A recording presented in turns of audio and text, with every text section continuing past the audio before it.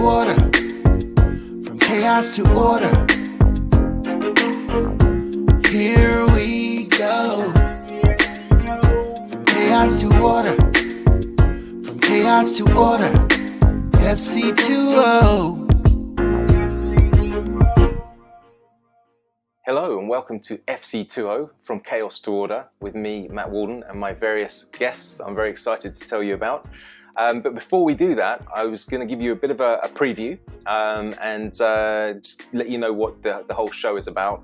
So as you'll have gathered from the title, what we're aiming to do with the show is to identify order within the chaos that's out there. And one of the themes for this really is that we're in the information age. And of course, you know, even as far back as 1993, the pop group Duran Duran, released a song called There's Too Much Information. And I remember at the time thinking, you know, kind of interesting title for a song, and I could kind of get where they were coming from, but, you know, it didn't strike me that it was an issue. But as of course, you know, if you think 1993, that's pre-internet really.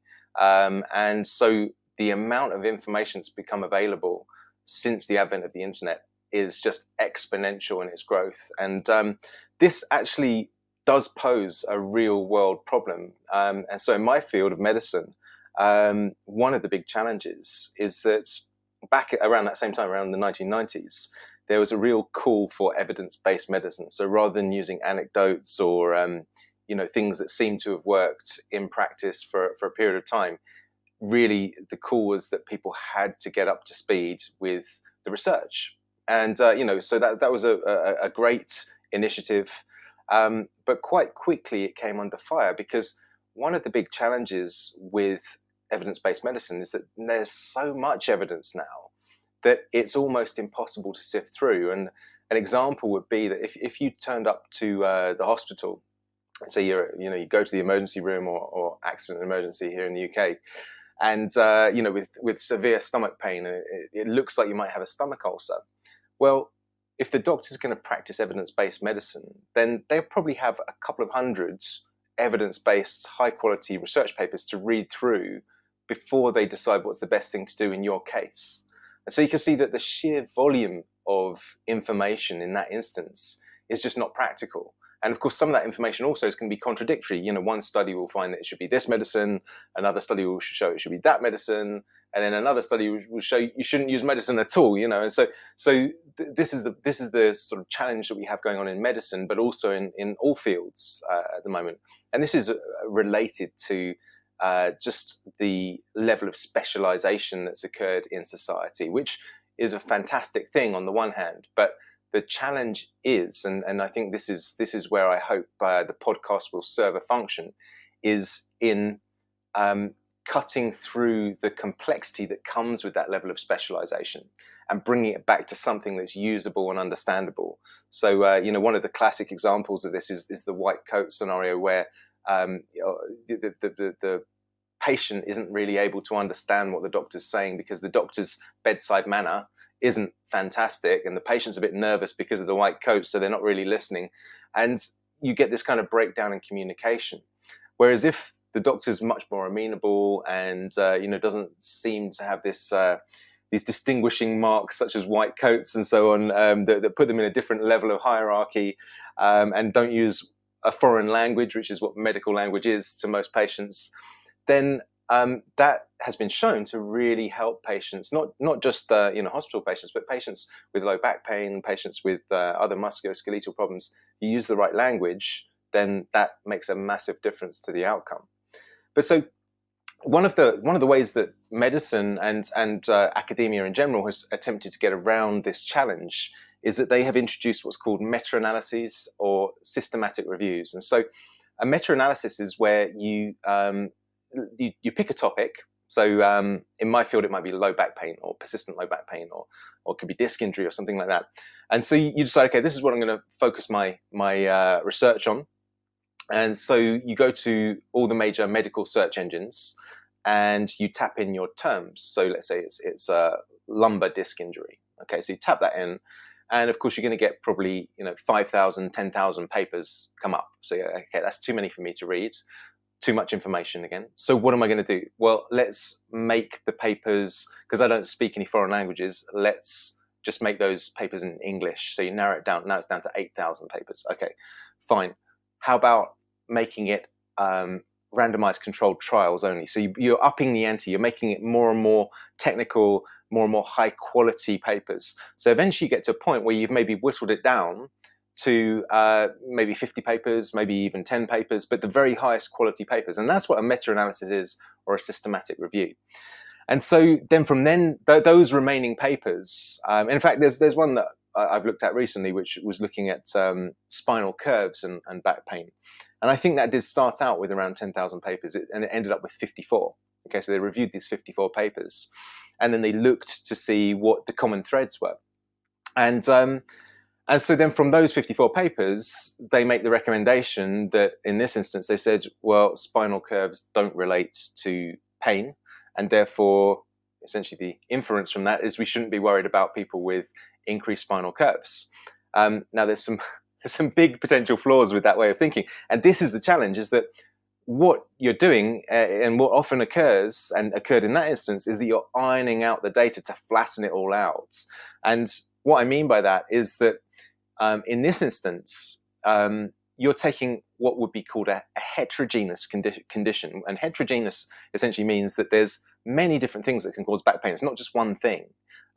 There's multiple factors from a mechanical perspective. There's multiple factors from a biochemical perspective. Viruses and infections can cause back pain. Then, of course, psychological and emotional side to it. So there's so many things that can contribute to back pain that if you then say, well, do spinal sagittal curves relate to back pain? Because you're using back pain as a heterogeneous term for all of these, a homogeneous term for a heterogeneous condition, then let's say, for example, one part of the back gets stressed when your back's too flat, another part gets stressed when it's too extended. Well, if you just look to see if people with back pain have too much curve in the back, well, some of them are going to have flat backs and some of them are going to have curved backs. So here's a real issue, is that on balance, when you iron that out and iron out the statistics, what you end up with is, okay, no, it doesn't make a difference because these people have flat backs and they have pain. These people had curved backs and they have pain. So we're going to say, no, it doesn't matter. And that's what happened with this study.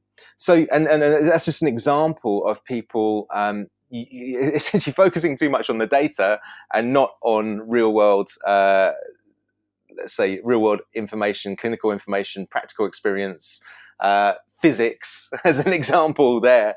But anyway, so that's a bit of an issue. And in fact, there's been a lot of research into these forms of research. So, you get people that do the research, but then you get researchers that research to see if the research is any good.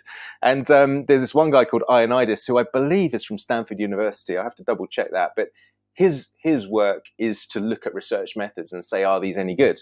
So he's looked into these meta-analyses and systematic reviews. And what he's found is that somewhere around 3% of them are worth the paper they're written on. And 97% really aren't, they either don't add anything new or they're flawed or they're actually deliberately biased because they're bought and paid for. So here's an issue with research and science, is that quite naturally, scientists need to be paid. And so they get jobs with companies that can afford to pay them. And the companies that can afford to pay them are quite frequently companies that are making medicines or making foods or making equipment. And so then when the scientist is employed by that company, well, they are essentially being employed to use their science to support the marketing team. And, so as an example, one of my mentors and colleagues and friends, Paul Check, he has figures in one of his videos called Flatten Your Abs Forever, which is a great video, by the way. So if you want to check that out, you'll be able to find that on checkinstitute.com. But he had figures which said, and I think I've got this right. I know that the percentage is right, but he said in the UK, there's at that point in time there was about 1,000 full-time food research scientists. Now it might be 10,000, but the figures, like I say, they remain the same, because what he found when you looked into it, that was only about 6% of them had not 6%, 0.6% of them were independent. Okay, so what you find is that more than 99% of those scientists are working for a company, so they're being paid to find a result for the company. And of course, I'm not saying these guys are disingenuous, but the point is that if someone's paying you to find something, then you're much more likely to pick the right statistical methods or to readjust the experiment so that you get the results that you need to support the company you're working for. So that's a big challenge throughout medicine. And even just a couple of years ago, the editor of the New England Journal of Medicine retired. She resigned because she said the whole system was so biased and corrupt.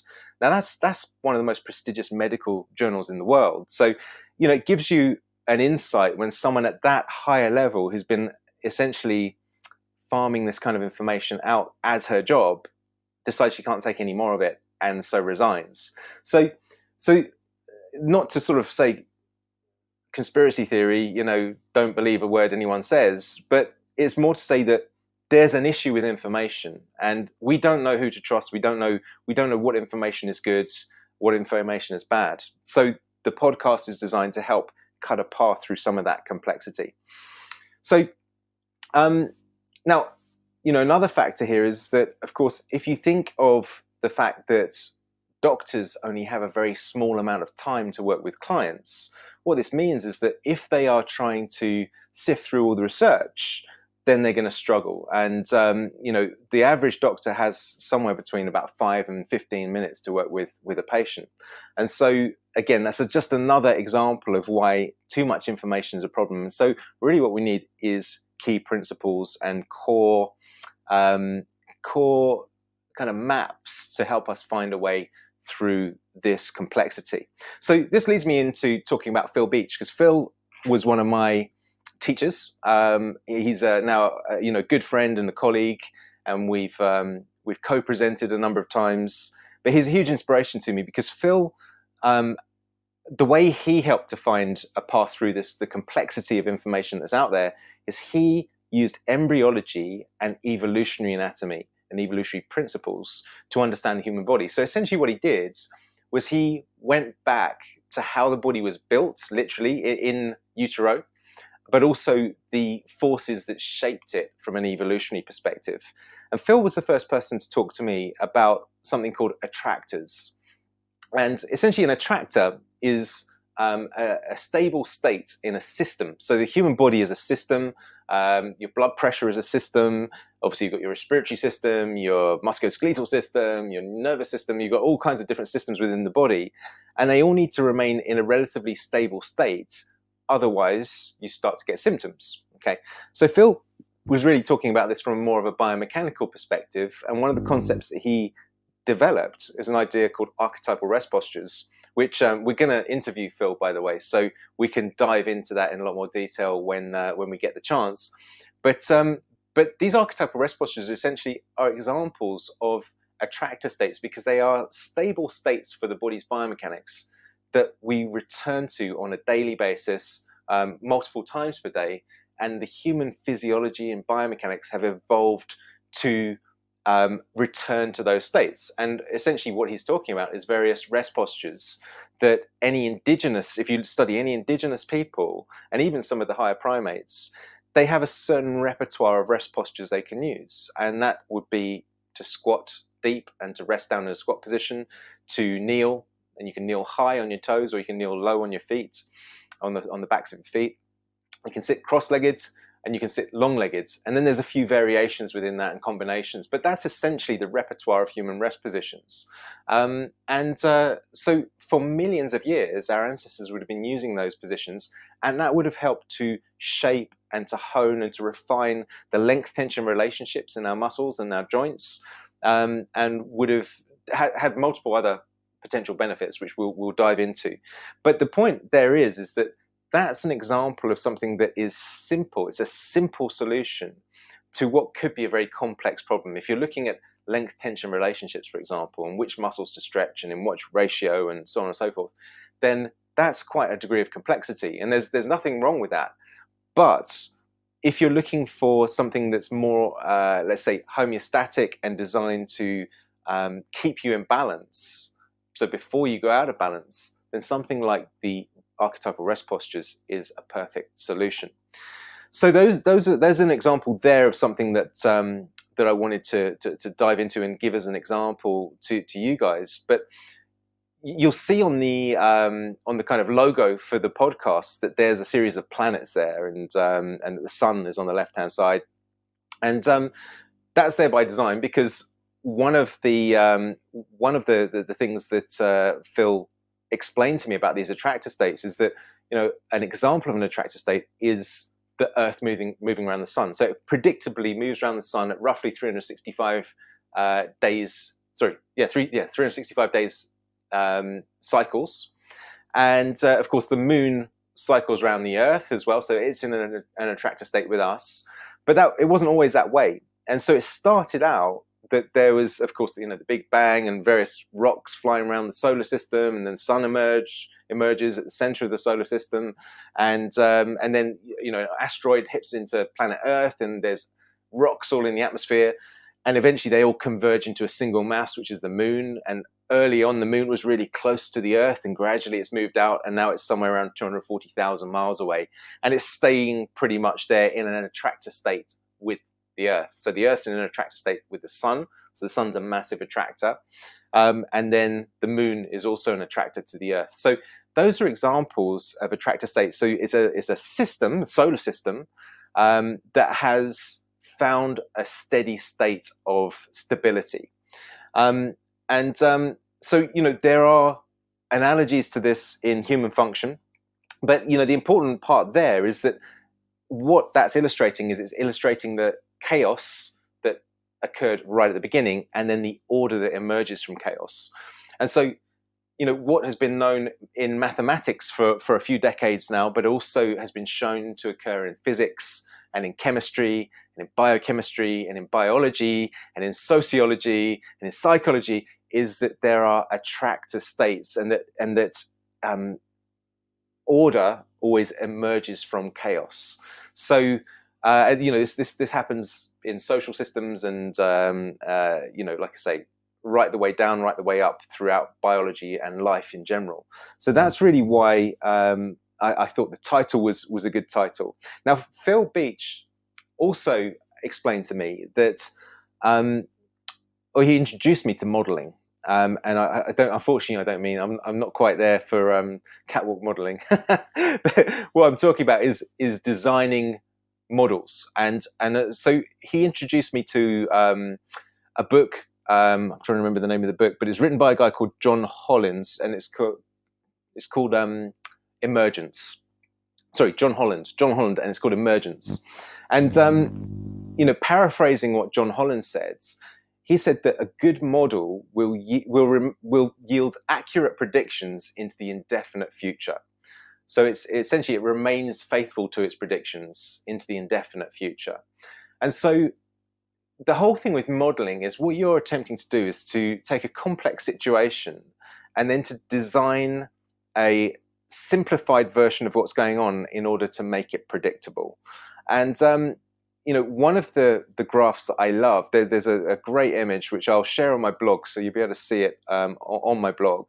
And it's essentially, I'll give you the background. I had been asked to present at a conference, and I was trying to convey this notion of there's always simplicity within the complexity of things. And so I Googled simplicity and complexity. And by the way, I've stopped using Google now. I use Ecosia. And I recommend that. Ecosia, Ecosia, to me seems equally as good a search engine. In fact, I think they probably use Google as their back platform. But anyway, they're a great search engine. But what they do is, instead of using their advertising revenues to make money, they use their advertising revenues to plant trees. So for every 45 searches you do, they'll plant a tree. So I'm up to a small forest now. But, you know, I just figured, you know, why make Google richer?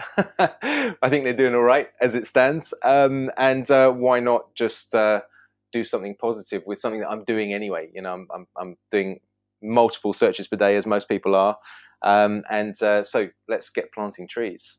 But anyway, so I did this search for simplicity and complexity, and what I found was this lovely little graph, which is essentially a bell-shaped curve, which I know most of you will be familiar with, but it's like a kind of inverted U. So if you're not familiar with it, it's like an upside-down U shape. And on the left-hand side of the graph, you've got the y-axis that goes vertically, and that one said complexity. So the complexity increases as you go up. Along the x-axis, which is the one that's horizontal, you've got elegance. And so what it shows is that, when you learn a new topic, then the complexity is relatively low. It's quite simple. It has to be simple because you have to try and get your head around some of the basic tenets. And so it starts out simple. Your elegance at performing that skill or understanding that concept is going to be low at that point. But if you can then work further through time and higher into complexity, then your elegance improves. Okay. But if you imagine this bell-shaped curve, as you go up, the complexity goes up and up and up and up, and eventually you reach a peak, and your elegance is getting pretty good by now. But this is where a lot of experts get stuck. They're unable to then convey that level of complexity back to the lay person, back to the patient in the case of medicine, back to the house buyer in terms of a surveyor, or maybe an accountant. There's all kinds of very technical professions that, because they've gone right up to the top of that complexity curve, often they find it difficult to then convey that simply to the lay person. So the trick really is to keep going. It's keep going along that x-axis, so improving your elegance. And as you keep going along that x-axis, what you see is the bell-shaped curve starts to come back down again, and now you find simplicity on the other side of complexity. And that's what I would term mastery. So, someone who's really been around in a profession and has worked with a lot of clients and has been able, part of what they've had to do is to teach clients and to explain complex concepts. They inevitably come up with things like analogies and metaphors, which are, again, examples of ways that you can explain complex challenges simply. So that is this image that I found. But then in writing about it, I found a really nice quote. And this quote was from a guy called Oliver Wendell Holmes Sr., who was a 19th century physician and poet. And he essentially said that for simplicity on this side of complexity, I wouldn't give a fig. But for simplicity on the other side of complexity, I would give everything. And I thought that just sums it up beautifully, because we want to be able to talk in these simple terms. And this is why on the podcast, what I'm going to be doing is interviewing people that are true masters in their field, so that they can give you the simple nuggets that they've learned from their years and years of mastery. And of course, I know many of you will be aware of the 10,000 hour rule, but that's the notion that you've got to invest 10,000 hours minimum of active engagement in a topic, subject area, to get to a level of mastery. And so most of these people I'm going to be interviewing will have had plenty more than 10,000 hours working in their given topic in active pursuit of mastery. So yeah, I wanted to share that with you so that you have that kind of understanding. And how one way that it relates to my own experience and understanding is that what I came to realize after maybe 10 years of being graduated as an osteopath and naturopath, which I don't know if I mentioned that, I don't think I did, but I trained as an osteopath and naturopath back in the 90s. And of course, that's where I met Phil Beach. But beyond that, I trained as a Czech professional, so a Czech practitioner with the Czech Institute, where I met Paul Czech. And it was probably, somewhere around, 5-10 years after I graduated, that I started to something started to click, which was that I recognized that there was this kind of simplicity that flowed through the complexity, and that health was a great example of simplicity. So, it takes, within 3 days on the Czech holistic lifestyle coaching, you can know pretty much everything you need to know about health. And yet it takes 7 years to train as a doctor, because they're training in disease. And, this may sound a little controversial, and maybe it is, but you can learn about health very quickly, because health is really very simple. There's just some key tenets. And of course, there's nuances within that. But there's 6 foundation health principles that we talk about on the Czech training and the Czech Institute, which is to eat right, to move right, to think right, to breathe right, to sleep right. And what have I said? Eat, drink, sleep, move, think. Did I say breathe? I said breathe. I should have written it all down. Anyway, there's 6 foundation health principles. And that is a great example of something that is the simplicity on the other side of complexity. Now, of course, just to tell you to move right doesn't really help you if you don't know what that means. And just to tell you to drink right doesn't really help if you don't know what that means. So this is where the complexity and having been through that process is important.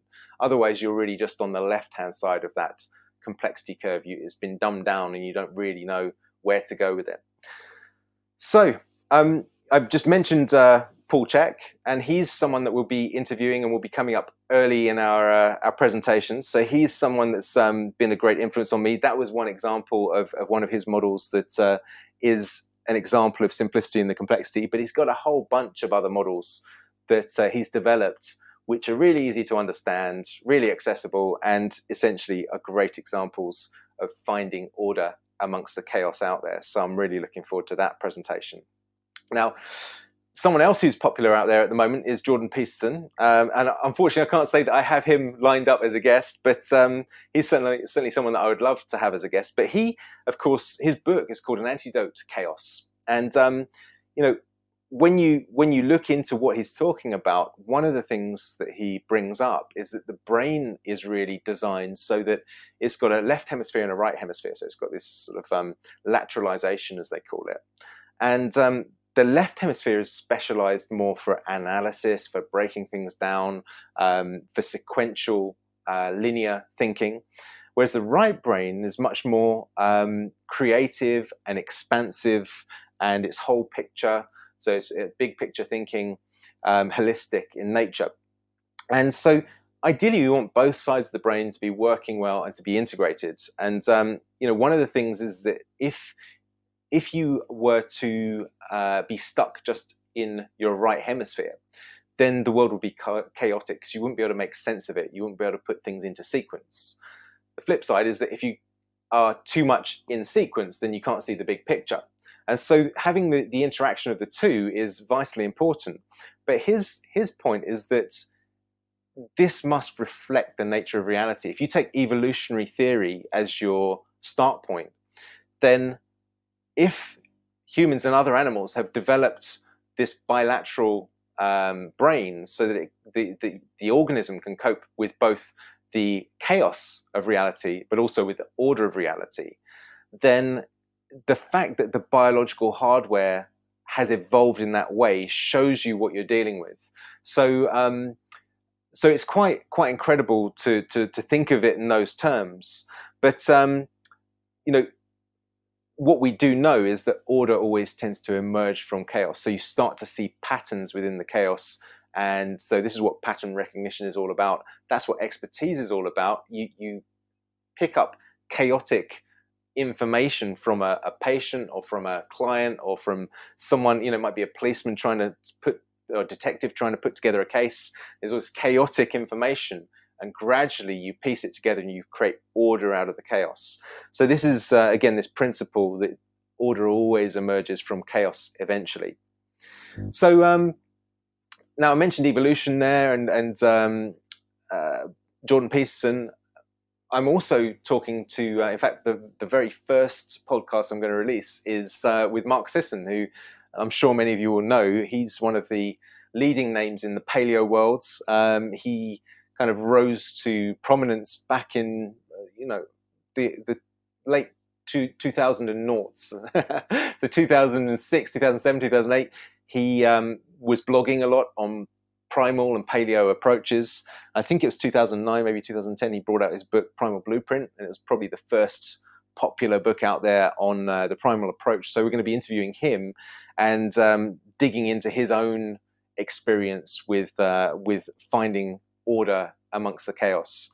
And one of the things that I love about the whole primal approach is it's a great technique for identifying where something has merit. Now, of course, it's not going to be foolproof, but if someone were to come to you and say, hey, I've developed these amazing shoes with massive springs on them and they propel you forwards 20% quicker than you can run with normal shoes, they decrease shock, they do this, do that, then you might think, well, that sounds really cool, and there might be science to back it up. You might think that sounds great, and you buy them. The next thing is you end up with an injury. And in fact, talking about that, one of my other upcoming guests is going to be Barefoot Ted.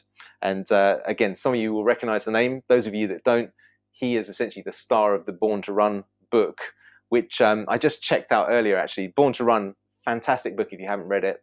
It is, or it was when it came out in, I think, 2011.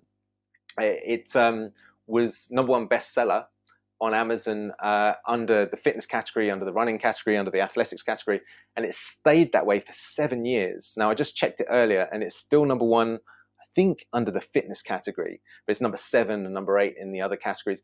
So it's just an amazing book to have done that well. Great story, but lots of information about barefoot running and the evolution of running and many other factors, all woven into a whole kind of documentary style story where this guy Barefoot Ted turns up wearing a pair of Vibram Five Fingers, and of course everyone thinks he's mad, and the whole story unfolds from there. But I'm going to be interviewing Barefoot Ted, and we can hear it from the horse's mouth, as it were, or the monkey's mouth.